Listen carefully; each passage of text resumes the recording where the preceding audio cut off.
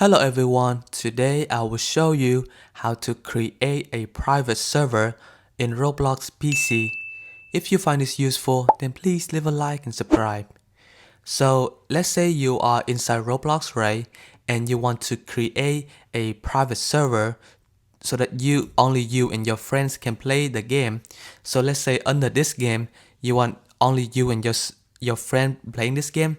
What you want to do is you want to scroll down and click on server and then click on create private server, and you can give it a name, let's say my server, and then click on buy now, and you will see that the server has been created.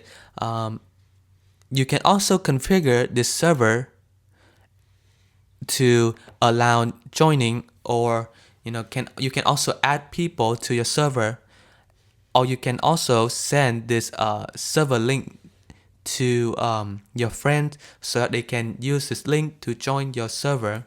And that is how you can create a server. If you find this useful, then please leave a like and subscribe.